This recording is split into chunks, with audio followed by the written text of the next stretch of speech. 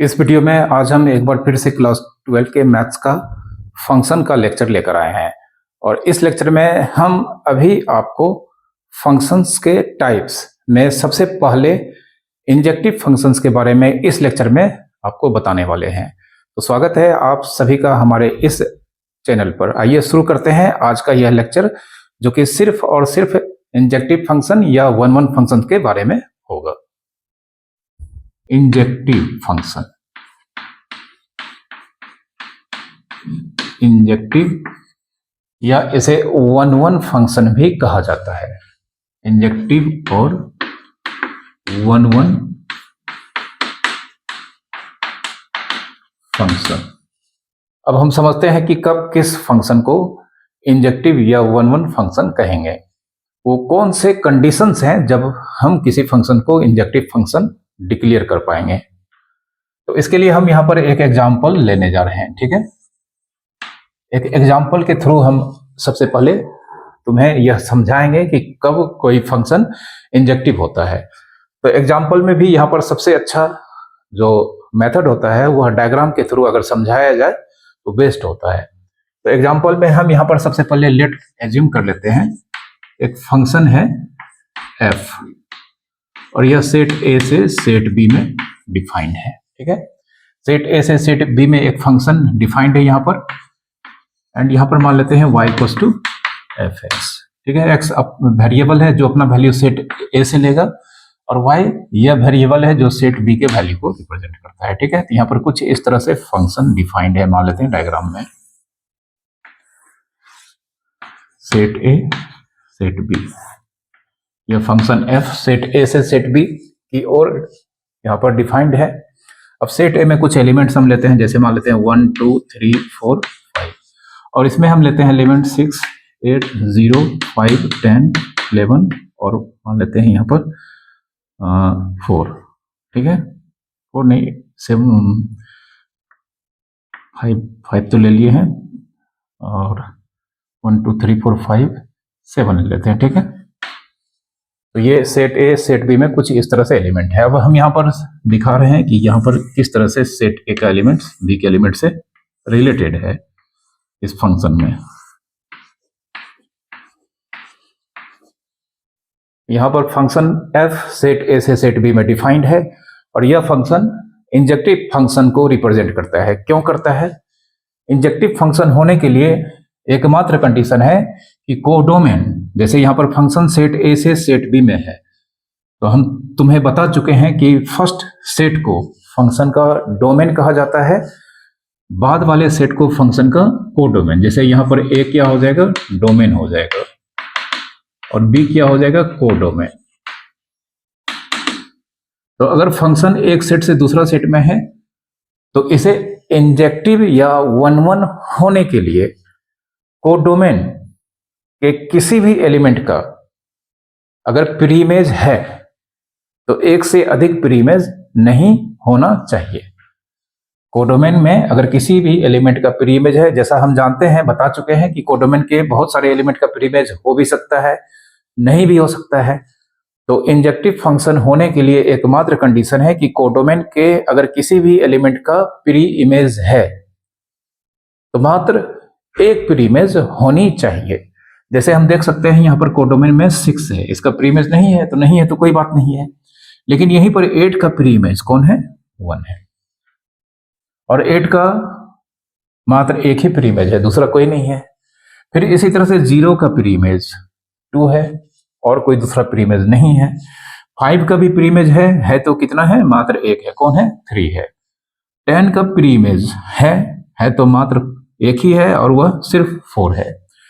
11 का भी इसी तरह से मात्र एक ही प्री इमेज है, 5 है, और कोई दूसरा नहीं है। और 7 का प्री इमेज नहीं है तो कोई बात नहीं है। लेकिन अगर किसी भी एलिमेंट का प्री इमेज है, कोडोमेन के किसी भी एलिमेंट का प्री इमेज है, तो मात्र एक प्री इमेज होना चाहिए। इस वजह से यहां पर यह फंक्शन इंजेक्टिव फंक्शन कहलाता है। ठीक है, समझ गए होंगे तुम लोग कि अगर कोई फंक्शन सेट एक से दूसरे सेट में है तो दूसरा सेट जो कि कोडोमेन कहलाता है, तो कोडोमेन के किसी भी एलिमेंट का अगर प्री इमेज है, मतलब किसी न किसी एलिमेंट का तो प्री इमेज होगा ही, तो अगर कोडोमेन के किसी भी एलिमेंट का प्री इमेज है तो एक से अधिक प्री इमेज नहीं होनी चाहिए, तभी जाकर वह फंक्शन इंजेक्टिव फंक्शन कहलाता है। ओके, तो यहां पर यह फंक्शन इंजेक्टिव फंक्शन को रिप्रेजेंट करता है। ठीक है, तो इसको हम लिख देते हैं here f is an injective function, injective function और मैप, फंक्शन को मैप भी कहा जाता है। ठीक है, और कंडीशन क्या हो गया, कंडीशन हो गया no any element of codomain has more than one pre image, no any element of किसका, बाद वाला सेट, बाद वाला सेट मतलब codomain, has more than one pre image, more than one pre image in किसमें, domain.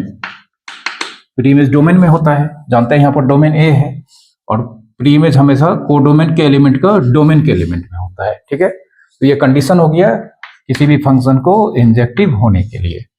ठीक है, तो यहां पर यह फंक्शन इंजेक्टिव फंक्शन या वन वन फंक्शन है। ठीक है, और एक चीज हम तुम्हें बता देते हैं कि अगर फंक्शन वन वन या इंजेक्टिव नहीं होगा तो उसे मैनी वन फंक्शन कहा जाता है। अगर फंक्शन वन वन नहीं हो पाया तो वह ऑटोमेटिकली मैनी वन फंक्शन को रिप्रेजेंट करेगा। ठीक है, एक और डायग्राम हम यहां पर बनाते हैं। जैसे अगर हम मान लेते हैं एक दूसरा फंक्शन है सेट ए से सेट बी में, या सेट एक्स से सेट वाई में, और इस फंक्शन का नाम हम दे देते हैं जी। इस फंक्शन का नाम क्या दे दिए, जी। इसमें कुछ इस तरह से इसका फंक्शन का वैल्यू है 3 5 6 8 9 2 1 0 5 7 11।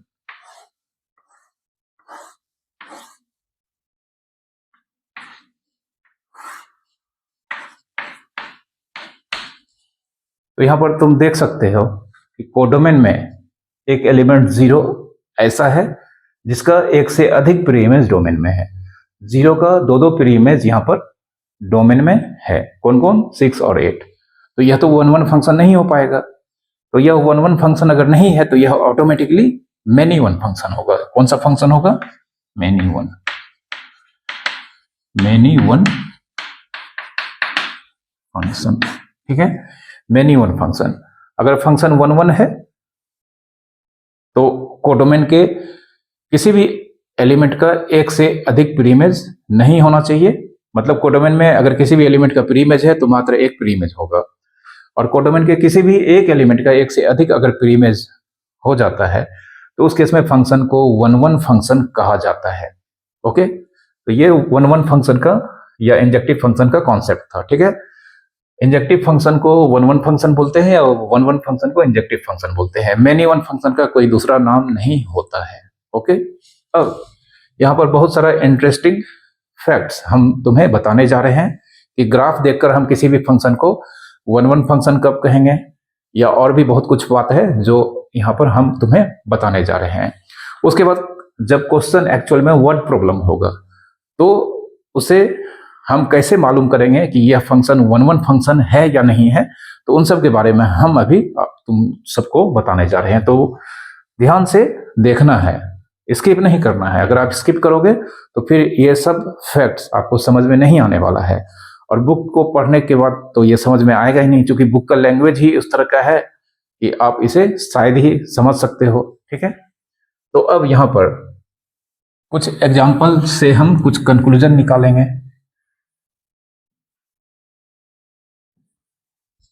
जैसे एक एग्जाम्पल है, ठीक है, एग्जाम्पल नंबर 1, ये मान लेते हैं हम छोटा छोटा एग्जाम्पल लेने जा रहे हैं। ठीक है, ये सेट P है, सेट Q है, फंक्शन f 1 2 3 4, इसमें 4 एलिमेंट है।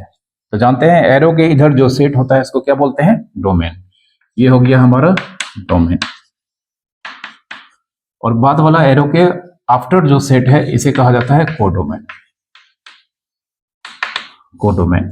तो फिलहाल हम डोमेन में देख सकते हैं 4 एलिमेंट हमने लिया है, और फंक्शन अगर सेट पी से सेट क्यू में डिफाइंड है तो इस चारों एलिमेंट से मात्र एक एक एरो जाएगा, किसी भी एक एलिमेंट से दो एरो नहीं निकल सकता है, क्योंकि जानते हैं फंक्शन होने के लिए कोडोमेन का एवरी एलिमेंट का एकमात्र इमेज कोडोमेन में होना चाहिए। तो यहां पर यह फंक्शन 1 1 कब होगा, हम जानते हैं इससे एवरी एलिमेंट से मात्र एक एरो निकलेगा, दूसरा एरो अगर निकल जाएगा तो यह फंक्शन ही नहीं होगा। अब यह फंक्शन 1 1 भी होना चाहिए और इसमें 4 एलिमेंट है तो यहाँ पर इसमें कम से कम 4 एलिमेंट तो होना ही चाहिए।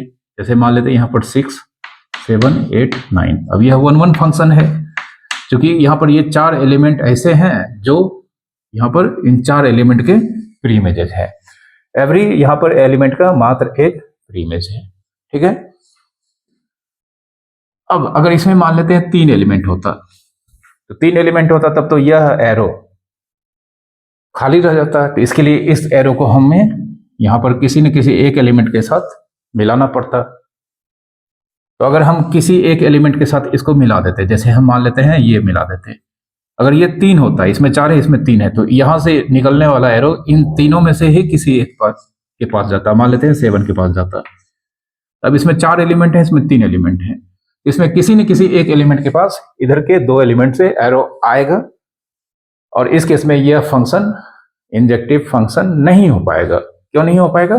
क्योंकि इस केस में अगर इसमें 4 एलिमेंट है या इसमें 3 एलिमेंट है, मतलब इसमें कम एलिमेंट है, इसमें जितना एलिमेंट है उससे एक एलिमेंट कम है, दोनों ही फाइनाइट सेट होना चाहिए, ठीक। ये जो भी चीज हम बता रहे हैं ये फाइनाइट सेट के लिए एप्लीकेबल है, ठीक है। तो इसमें एलिमेंट इससे लेस है, जैसे इसमें 4 है तो इसमें 3 है, और यह जानते हैं दोनों फाइनाइट सेट है तो इसमें कम से कम एक एलिमेंट का एक से अधिक प्री इमेज होना ही पड़ेगा। और यह फंक्शन उस केस में इंजेक्टिव फंक्शन कभी नहीं हो पाएगा, ठीक है। समझ गए हो? कोई दिक्कत? तो इस वजह से यहां पर हम क्या करते हैं, इसमें अगर 4 एलिमेंट है, ठीक है, तो इसमें भी अगर इसमें फर्स्ट सेट फाइनाइट सेट है, सेकंड सेट भी फाइनाइट सेट है, तो इसमें अगर 4 एलिमेंट है तो इसमें भी कम से कम 4 या इससे अधिक एलिमेंट होना चाहिए, तभी ये फाइनाइट सेट होगा। अगर इसमें 5 एलिमेंट होता तो इसको भी इसमें कम से कम 5 एलिमेंट होना चाहिए था। 5 हो कम बन जाएगा, 6 होगा तब भी हो जाएगा, लेकिन अगर इसमें 5 है इसमें 4 होगा तब कभी भी यह फंक्शन इंजेक्टिव फंक्शन नहीं होगा। तो कंक्लूजन क्या निकला? P and Q are both कैसा सेट? फाइनाइट सेट्स, ठीक है। एंड फंक्शन f किससे किस में है? P से Q में, ठीक है। तो यहां पर P से Q में एक फंक्शन है f और P और Q दोनों का दोनों फाइनाइट सेट है, मतलब दोनों में नंबर ऑफ एलिमेंट्स काउंटेबल है, काउंट किया जा सकता है। तो then f is injective. f injective तभी होगा, f इज इंजेक्टिव या f में भी, f इज नहीं लिखेंगे, f में भी इंजेक्टिव, f इंजेक्टिव हो सकता है इफ क्या चीज? Number of elements in p, मतलब कार्डिनल नंबर ऑफ p, ठीक है। यह सिंबल है np, जिसको कहा जाता है cardinal number of set p या number of elements in set p। इसमें जो नंबर ऑफ एलिमेंट्स होगा वो इसके नंबर ऑफ एलिमेंट से हमेशा लेस या इक्वल होगा, ठीक है, less than equals to number of elements of q, ठीक है।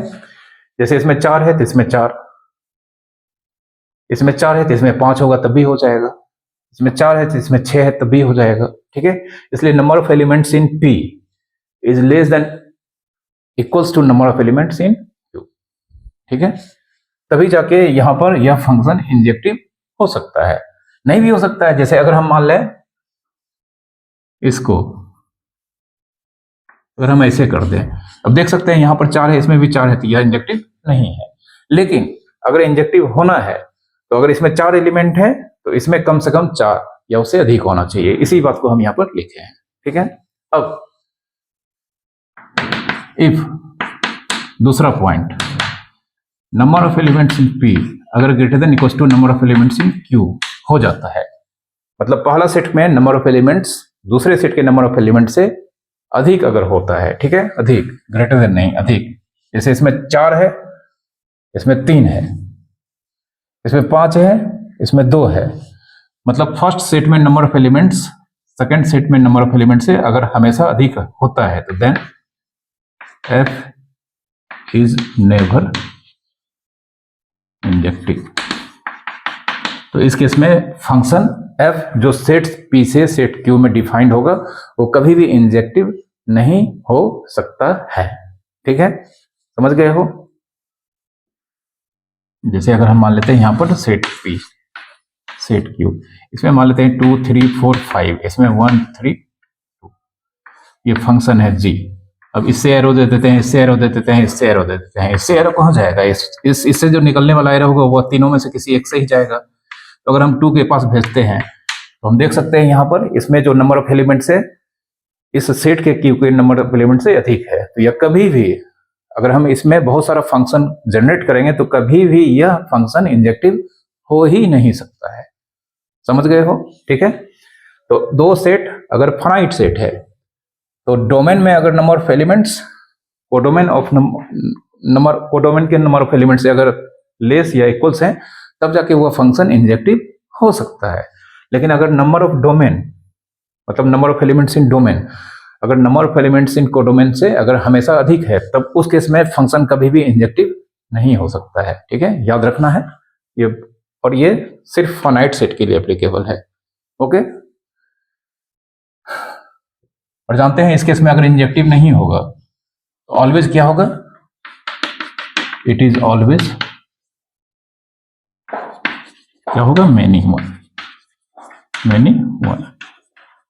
यह function always many one function होगा, ठीक है। 1 1 नहीं होगा तो ऑलवेज मेनी वन होगा, अगर 1 1 नहीं हो पाएगा तो मेनी वन ही होगा, ये बताए हैं, ओके।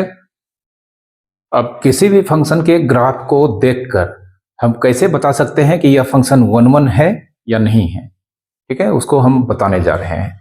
जैसे एक हम ग्राफ लेने जा रहे हैं, ये मान लेते हैं फंक्शन है सेट x से y में and y equals to fx, ठीक है, y equals to fx।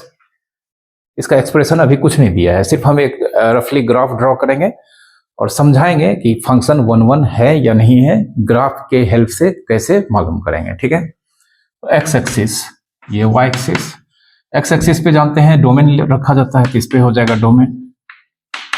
Domain मतलब सेट एक्स के वैल्यूज को एक्स एक्सिस पे लिया जाएगा, और वाई एक्सिस पे रखा जाता है, ठीक है, कोडोमेन। इस पे कोडोमेन, अगर हम एक्स एक्सिस पे डोमेन रखेंगे तो वाई एक्सिस पे ऑटोमेटिकली कोडोमेन आ जाएगा, ठीक है।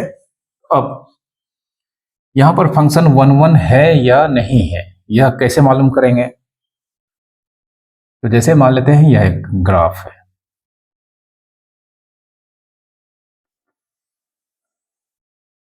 ठीक है, यह एक ग्राफ है y equals to f x का, y equals to f x का यह एक ग्राफ है जो मान लेते हैं यहां पर, यहां से ये मान लेते हैं कोई नंबर है, ये मान लेते हैं x इक्वल्स टू -4, और यहां पर मान लेते हैं यह x इक्वल्स टू 10, ठीक है।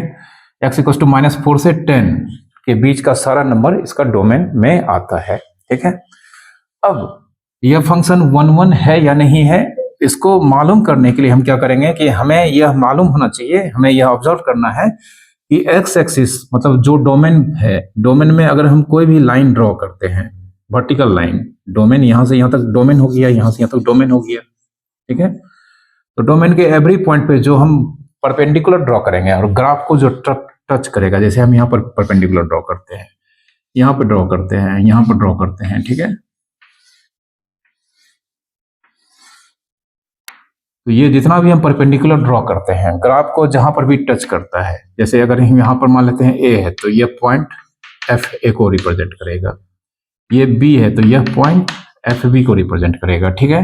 यह P है तो यह हाइट फंक्शन के value at x equals to P पर मतलब FP को रिप्रेजेंट करेगा। तो यहां पर हम हर एक डोमेन के एवरी पॉइंट पे जो हम परपेंडिकुलर ड्रॉ करेंगे ठीक है, तो ये जो परपेंडिकुलर ड्रॉ कर रहे हैं, जो ग्राफ को यहाँ पर कहीं ना कहीं टच कर रहा है, ग्राफ के किसी पॉइंट से यहाँ पर मिल रहा है, ये सारा हाइट एक दूसरे से अगर डिफरेंट है, आप देख सकते हैं यहाँ पर जो भी हाइट है वो सब एक दूसरे से हाइट में, मतलब जो हाइट का इसका वैल्यू होगा उससे डिफरेंट है। किसी भी दो डोमेन के किसी भी दो वैल्यू का हाइट अगर सेम नहीं है, ऑब्जर्वेशन से यह मालूम हो जाएगा। तो इस कंडीशन में यह फंक्शन 1-1 फंक्शन होगा। ठीक है, ग्राफ देखना है और ऑब्जर्व करना है कि डोमेन के किसी भी दो पॉइंट पर जो हम परपेंडिकुलर ड्रॉ करेंगे उसका हाइट का वैल्यू, मतलब यह जो फंक्शन का वैल्यू को रिप्रेजेंट करता है वह सेम नहीं होना चाहिए। ठीक है, वह सेम नहीं होना चाहिए। तो यहाँ पर यह इस ग्राफ में ऑब्जर्वेशन से पता चल रहा है, आप देख सकते हैं यह हाइट लगातार इंक्रीज कर रहा है, तो कहीं पर भी ये दो वैल्यू डोमेन के दो वैल्यू के लिए कभी भी इक्वल नहीं होगा। ठीक है, तो इस वजह से यह फंक्शन इंजेक्टिव फंक्शन को रिप्रेजेंट करता है। एक और दूसरा एग्जांपल ले लेते हैं, जैसे मान लेते हैं यह graph y equals to f x, यह मान लेते हैं x इक्वल्स टू बी है और यह x इक्वल्स टू ए, ये y एक्सिस ये x एक्सिस। तो इस ग्राफ में यह फंक्शन का ग्राफ है और यह ग्राफ 1-1 फंक्शन को रिप्रेजेंट नहीं करता है। क्यों? जैसे अगर हमने यहाँ पर हाइट ड्रॉ किया और यहाँ से हम मान लेते हैं परपेंडिकुलर भी इसको मिलाते हैं और यहाँ पे हम ड्रॉ करते हैं, तो हम देख सकते हैं यह हाइट तो अगर ये मान लेते हैं x इक्वल्स टू सी और ये x इक्वल्स टू डी है, ये point x equals to d है और ये point x equals to c है, तो हम कह सकते हैं यहाँ पर जो वैल्यू होगा एफ सी और यहाँ पर जो वैल्यू होगा एफ डी। ठीक है, तो एफ सी इक्वल्स टू क्या होगा, एफ डी होगा, f c equals to f d होगा। लेकिन यहाँ पर सी मतलब ये दो हाइट क्या है, आपस में इक्वल हैं और यहाँ पर ये दो हाइट इक्वल है, तो इसका मतलब हो गया यहाँ पर कि सी और डी, डोमेन में सी और डी, सी का इमेज एफ सी, ठीक है, सी का इमेज मतलब अगर हम यहां पर ड्रॉ कर दें इस तरह से, ये फंक्शन किसी सेट P से Q में है, इसमें C और D, C का वैल्यू और D का वैल्यू, फंक्शन का C पर वैल्यू FC और फंक्शन पे D का वैल्यू FD, ये दोनों क्या है, सेम है, बराबर है। तो इसका मतलब इसका एक एलिमेंट का दो प्री इमेज होगा, नहीं, इसके एक एलिमेंट का दो प्री इमेज होगा, इसके एक एलिमेंट का दो प्री इमेज होगा, इसके एक एलिमेंट का दो प्री इमेज हो जाएगा, तो यह फंक्शन 1-1 नहीं होगा। ठीक है, तो किसी भी कंडीशन में ग्राफ को ऑब्जर्व करना है और ऑब्जर्व करके यह मालूम करना है कि डोमेन के किसी भी दो नंबर पर जो हम परपेंडिकुलर ड्रॉ करेंगे उसकी हाइट सेम नहीं होनी चाहिए। अगर ये हाइट कहीं पर भी आपको सेम किसी भी दो नंबर के लिए मिल जाता है तो फंक्शन कभी भी 1-1 फंक्शन नहीं होगा, और 1-1 नहीं होगा तो क्या हो जाएगा, मैनी 1 हो जाएगा।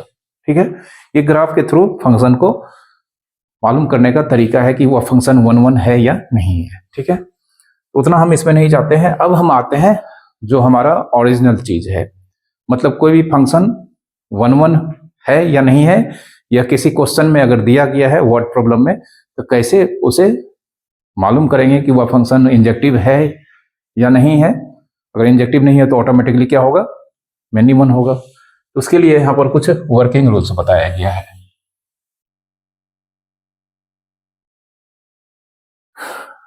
वर्किंग रूल क्या है ये हम बता देते हैं तुम्हें। वर्किंग रूल ये है कि अगर हम मान लेते हैं यहाँ पर f एक फंक्शन है सेट x से सेट y में, and y equals to f x equals to कुछ न कुछ दिया रहेगा, ये क्वेश्चन में दिया रहेगा y equals to f x equals to यहाँ पर कोई न कोई एक्सप्रेशन दिया हो रहेगा। ठीक है, अब इस फंक्शन को मालूम करना है कि यह इंजेक्टिव है या नहीं है, डायग्राम से नहीं, डायग्राम सिर्फ समझने के लिए, क्योंकि सेट अगर बहुत बड़ा हो जाएगा, इन्फिनाइट सेट होगा, तो डायग्राम मतलब डायग्राम को ड्रॉ करके तो हम नहीं सॉल्व कर पाएंगे। तो इसका जनरल प्रूफ, तो हम यहाँ पर स्टेप वन मतलब फंक्शन 1-1 है या नहीं है, उसके लिए स्टेप 1 में डोमेन के कोई भी दो आर्बिट्रेरी एलिमेंट वेरिएबल के हेल्प से एज्यूम करेंगे, ठीक है। तो यहाँ पर let x1 x2 belongs to x, x मतलब डोमेन। अगर यहाँ पर p होगा तो p, यहाँ पर डोमेन का कोई भी दो आर्बिट्रेरी है। आर्बिट्रेरी का मतलब होता है रैंडमली सेलेक्टेड, मतलब आंख बंद करके हम दो एलिमेंट लिए हैं। ऐसा नहीं कि इसका एक एक एलिमेंट लेके पर्टिकुलर एलिमेंट लेकर हम यह काम करेंगे। इसके लिए हमने यहाँ पर वेरिएबल यूज किया है। एक एलिमेंट को हम x1 एज्यूम कर रहे हैं और दूसरे को x2। तो ये x1 और x2 ये इसके कोई भी दो एलिमेंट हो सकते हैं।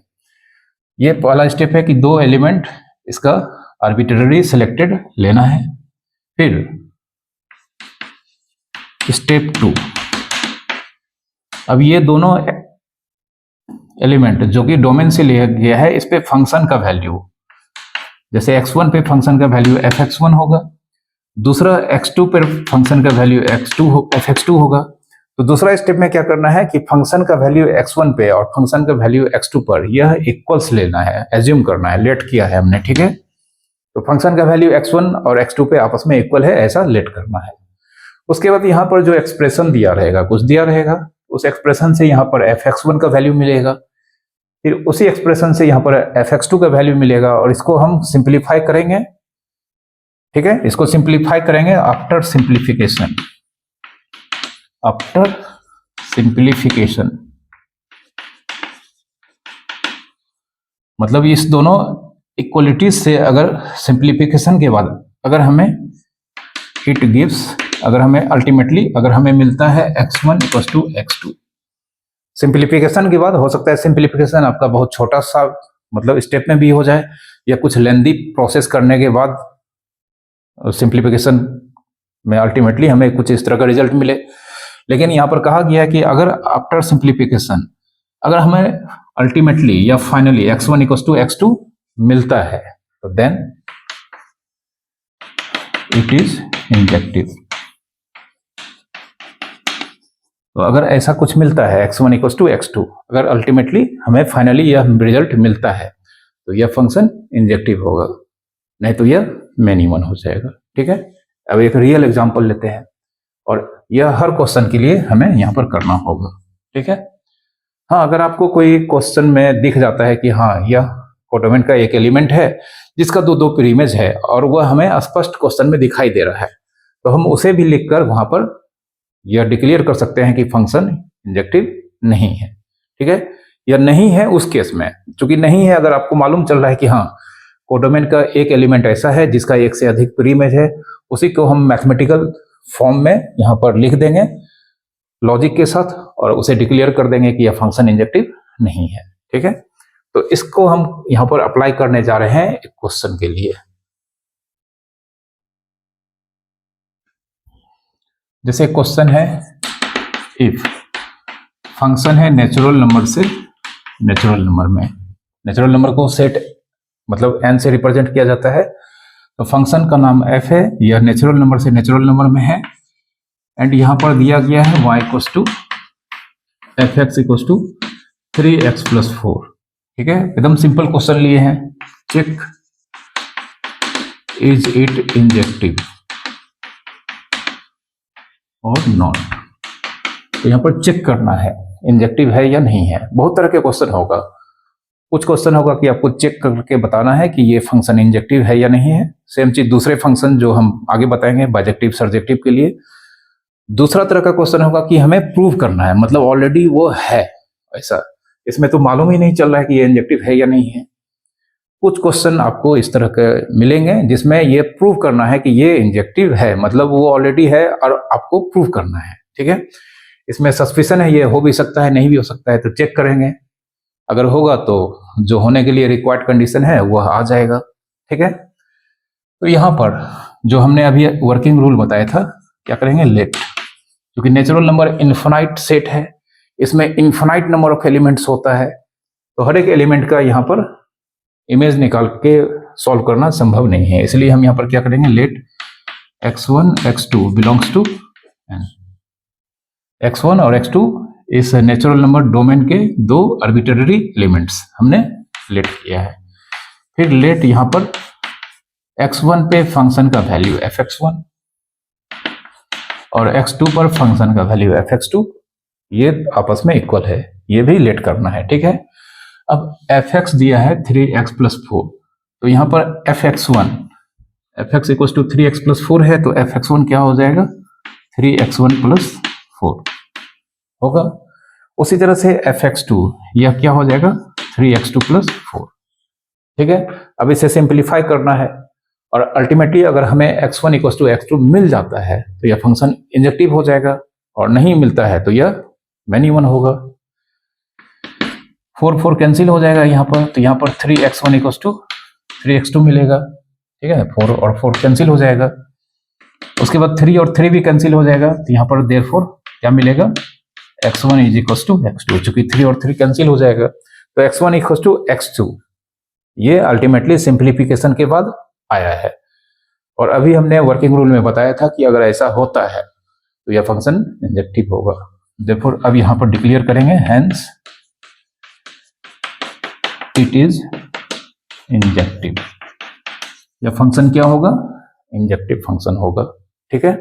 मतलब अगर हम इसका ग्राफ ड्रॉ करते हैं तो ग्राफ अगर ड्रॉ करेंगे तो किसी भी दो नेचुरल नंबर से अगर हम परपेंडिकुलर ड्रॉ करेंगे तो वो दोनों का हाइट हमेशा एक दूसरे से डिफरेंट होगा, मतलब दोनों का हाइट अनइक्वल होगा, ठीक है। इस चीज को भी ध्यान देना है कि इसका ग्राफ कैसा होगा, ठीक है। एक दूसरा क्वेश्चन लेते हैं।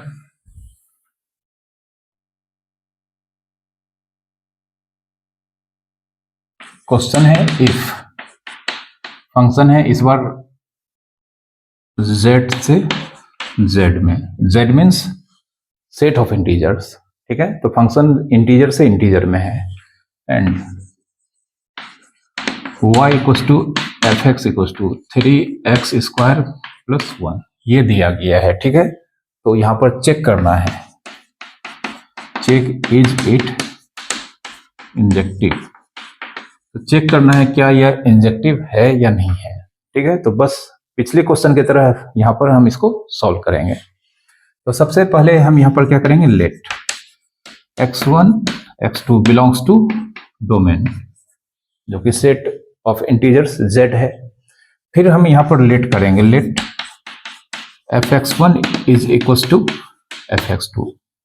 फंक्शन का वैल्यू x1 और फंक्शन का वैल्यू x2 पर आपस में इक्वल है, ये भी हमने लेट किया है। अब fx1 यहाँ पर fx दिया गया है 3x² + 1, तो fx1 हो जाएगा 3x1² + 1, ठीक है। तो ये हो जाएगा 3x1² + 1 और ये हो जाएगा 3x2² + 1, ठीक है। अब यहाँ पर 1 और 1 कैंसिल हो जाएगा, तो क्या बचेगा 3x1² = 3x2², 1 1 कैंसिल हो जाएगा। फिर यहाँ पर 3 और 3 भी कैंसिल हो जाएगा, तो 3 और 3 कैंसिल हो जाएगा, तो क्या होगा x1² = x2², ठीक है। अब यहाँ पर x1 = x2, यहाँ स्क्वायर है, दूसरी ओर क्या हो जाएगा स्क्वायर हटेगा, इधर अगर स्क्वायर हटाएंगे तो दूसरी ओर रूट लग जाएगा, रूट लग जाएगा। लेकिन रूट के आगे ये नियम है कि अगर हम स्क्वायर हटाते हैं तो दूसरी ओर स्क्वायर रूट लगाते हैं।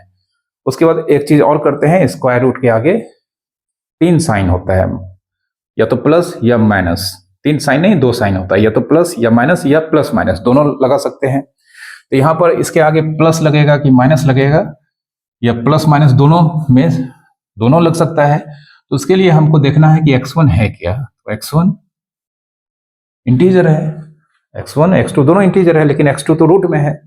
x1 इंटीजर है और इंटीजर पॉजिटिव भी हो सकता है निगेटिव भी हो सकता है, तो इस वजह से यहाँ पर जो x1 का वैल्यू है यहाँ पर √x2 का स्क्वायर, इसके आगे प्लस और माइनस लगाना होगा, ठीक है, प्लस और माइनस लगाना होगा। तो देयरफॉर यहाँ पर x1 का वैल्यू प्लस माइनस और ये x2 का स्क्वायर है रूट के अंदर, ये क्या हो जाएगा x2। तो देयरफॉर यहाँ पर 2 रिजल्ट आया है, तो देयरफॉर x1 = x2 और x1 = -x2। हमें ये रिजल्ट अगर मिल जाता, अगर हमें सिर्फ ये रिजल्ट मिल जाता x1 = x2 तो ये फंक्शन इंजेक्टिव हो जाता। लेकिन यहाँ पर x1 = x2 और साथ ही साथ x1 = -x2, और नहीं से एंड लिखना चाहिए, x1 = x2 and x1 = -x2, ये 2 डिफरेंट रिजल्ट मिला है, तो यहां पर यह फंक्शन इंजेक्टिव नहीं होगा, इट इज नॉट इंजेक्टिव। तो इंजेक्टिव नहीं होगा तो यह क्या होगा, मैनी वन होगा। ठीक है, इसका रियल में क्या कारण है वो एग्जाम्पल से हम आपको बता देते हैं। ठीक है, थोड़ा सा फील आएगा। तो हो क्या रहा है यहाँ पर, जैसे अगर हम मान लेते हैं यहाँ पर z लिखते हैं, तो इंटीजर में 1 भी है और -1 भी है, तो 1 अगर यहाँ पर पुट करेंगे तो क्या हो जाएगा, 3 × 1² मतलब 3 + 1 4, मतलब 1 से एरो किस पे जाएगा, 4 पे। फिर इसमें -1 भी है, -1 अगर हम यहाँ पर पुट करेंगे, -1 अगर हम यहाँ पर पुट करेंगे तो -1 का स्क्वायर 1, 3 × 1 1 + 1 4, तो -1 से भी यहाँ पर 4 के पास एरो जाएगा। तो यहाँ पर देख सकते हैं बाद वाला सेट जो कि खुद इंटीजर है, इसका 4 का एक से अधिक प्री इमेज है, तो इस वजह से यहाँ पर यह फंक्शन इंजेक्टिव नहीं हो पाया है। इसलिए यहाँ पर x1 का 2 वैल्यू मिला है, एक x1 = x2 और दूसरा x1 = -x2, मतलब x1 = एक वैल्यू अगर x1 होगा तो एक x1 का वैल्यू -1 होगा, और ये दोनों उधर सेम एलिमेंट से कनेक्टेड होंगे, मतलब बाद वाले जो कोडोमेन है उसका सेम एलिमेंट से कनेक्टेड होगा, इस वजह से उधर कोडोमेन का उस एलिमेंट का एक से अधिक प्री इमेज होगा, जो यहाँ पर डायग्राम में हम दिखा चुके हैं। इसी तरह से इसमें 2 और -2 से 2 एरो जो जाएगा उधर एक ही एलिमेंट के पास जाएगा। ठीक है, तो यहाँ पर अगर इसके ग्राफ के बारे में थोड़ा सा इमेजिन किया जाए तो यहाँ पर यह मतलब साफ पता चलता है कि बहुत सारे डोमेन के पॉइंट्स होंगे, जिसमें से हर 2 पॉइंट पे जो हाइट होगा सेम होगा, जैसे 1 पे और -1 पे डोमेन का 1 और -1 पे हाइट सेम होगा, वो कितना होगा, 4 यूनिट होगा। इसी तरह से 2 और -2 पर भी हाइट क्या होगा, सेम होगा। ठीक है, तो ये इसका एक्चुअल में कॉन्सेप्ट है, समझ रहे हो। 1-2 क्वेश्चन हम और करते हैं, उसके बाद फिर आप लोग अपने बुक्स के क्वेश्चन को श्योरली बनाएंगे। ठीक है,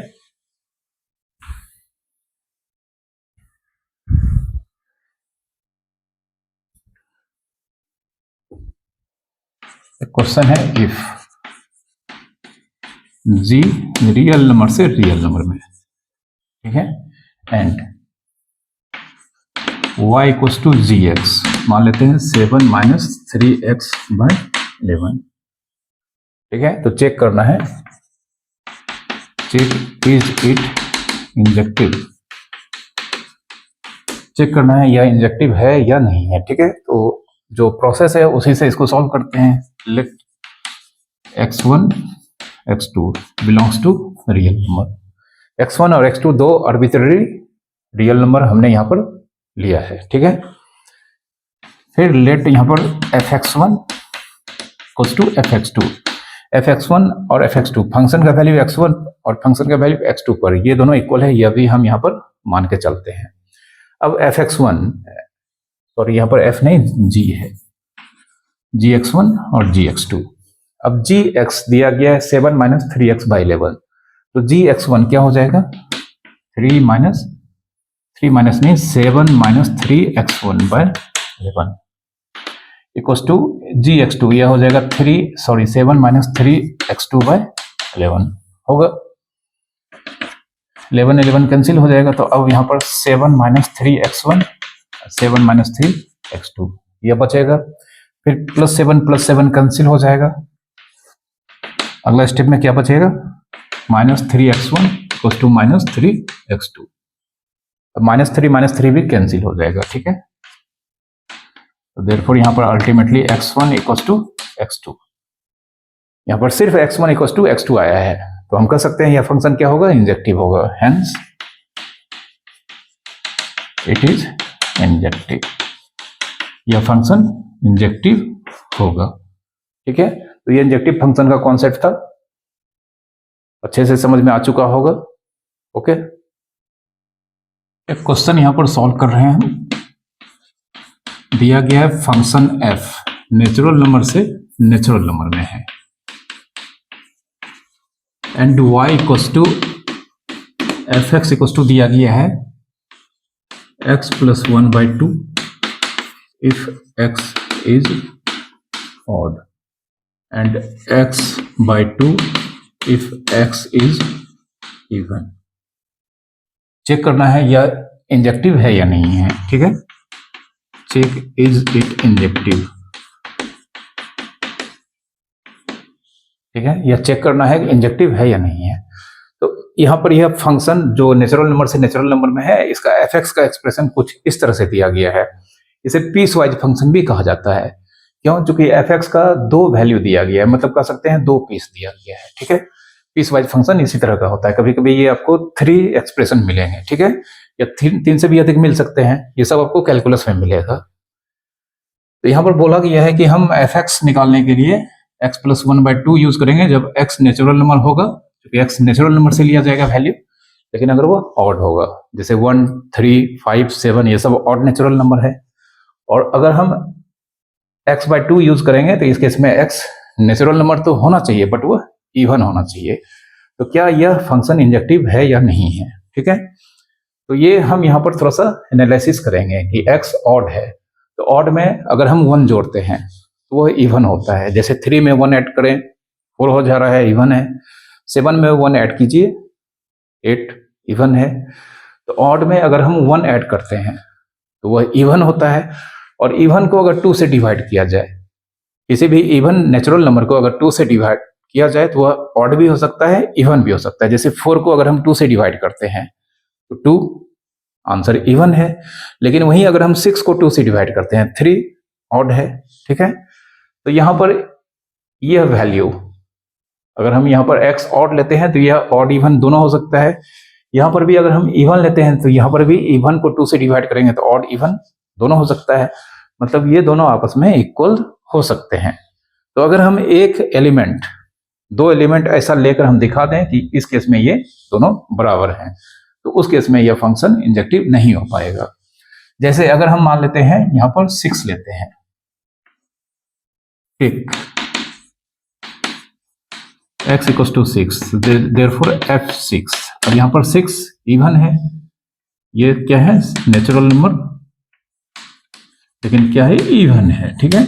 तो f6 इससे निकलेगा 6/2, 3, मतलब 6 का इमेज कौन है 3, और 3 का प्री इमेज हम पूछें तो कौन होगा 6 होगा। उसी तरह से इसमें, ठीक है, इसमें ऑड लेना है तो अगर हम यहाँ पर 5 ले लें, ठीक है, टेक x = 5 जो नेचुरल नंबर है बट ऑड है। तो f5 निकालने के लिए हम यहाँ पर 5 + 1/2 मतलब 6/2, 3। तो 5 का इमेज कौन है 3 है, तो 3 का इमेज कौन होगा, सॉरी 3 का प्री इमेज कौन होगा 5। तो 3 का प्री इमेज 5 है और 3 का प्री इमेज 6 है। मतलब कोडोमेन में एलिमेंट 3 इसका एक से अधिक प्री इमेज है, और जानते हैं इस केस में यह फंक्शन इंजेक्टिव नहीं हो पाएगा। तो देयरफॉर कह सकते हैं यहां पर here 3 has more then 1 pre images. तो इस तरह से हम और भी नंबर्स का ढूंढ सकते हैं। जैसे अगर हम यहाँ पर 10 लें तो 10 का 5 हो जाएगा, और यहाँ पर 9 लें 9 का भी 5 हो जाएगा। यहाँ पर भरे पड़े हैं बहुत सारे ऐसे एलिमेंट हैं, इन्फिनाइट नंबर ऑफ ऐसे एलिमेंट्स हैं जिसके एक से अधिक प्री इमेजेस यहाँ पर आपको ढूंढने पर मिल जाएंगे। तो इस वजह से यहाँ पर किसी एक का यहाँ पर एक्सप्लेनेशन इस तरह से हमें लिख कर दिखा देना है कि हाँ ये एक एलिमेंट कोडोमेन में ऐसा है जिसका एक से अधिक प्री इमेज है। यहाँ पर हमने 3 लिया है। इस तरह के अगर आपको क्वेश्चन मिलता है जो एग्जाम्पल से प्रूव किया जा सकता है, तो आप उस एग्जाम्पल को यहाँ पर अच्छे से एक्सप्लेन करके एलोबोरेट करके सॉल्यूशन में दिखा दीजिए, कंक्लूड कर दीजिए, आपका सॉल्यूशन 100% सही माना जाएगा। ठीक है, तो यहाँ पर 3 has more then 1 pre images, therefore it is not injective. यह इंजेक्टिव नहीं होगा, मतलब यह मैनी वन होगा। ओके, अब क्लास 11th में आपने modulus function, साइनम function, trigonometrical function, ये सारे फंक्शंस के बारे में पढ़ा था। इसके ग्राफ्स के बारे में भी पढ़ा होगा। तो आप उन सारे फंक्शंस के ग्राफ को देखकर एनालिसिस करके खुद से बताएं क्या ये इंजेक्टिव है या नहीं है। अगर आप ये सब कर पाते हैं तो आप समझ जाना कि आपका इंजेक्टिव फंक्शन का कॉन्सेप्ट पूरी तरह आपको आ चुका है। ओके, इस लेक्चर को हम यहीं पर समाप्त करते हैं और उम्मीद करता हूं कि आप इस लेक्चर को देखने के बाद आपको इंजेक्टिव फंक्शंस के सारे कॉन्सेप्ट्स अच्छे से समझ में आए होंगे। तो प्लीज़ आप हमारे इस लेक्चर को, अगर आपको अच्छे से समझ में आया हो तो प्लीज़ आप इसे लाइक करें और शेयर करें, और प्लीज़ आप सभी से मेरा यह रिक्वेस्ट है कि हमारे चैनल को आप ज़रूर सब्सक्राइब कर लें। Thank you very much for watching.